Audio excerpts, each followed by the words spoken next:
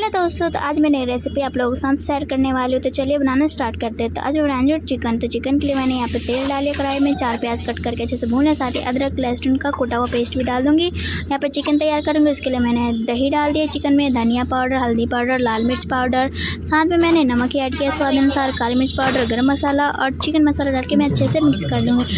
इसके बाद हमें क्या करना है, चिकन को अच्छे से मिक्स कर लेना है। फिर हमें 20 मिनट तक कुक करने के बाद कुछ हमारा इस तरह का चिकन बनकर तैयार होगा। अगर वीडियो अच्छी लगे तो वीडियो को लाइक, चैनल को सब्सक्राइब जरूर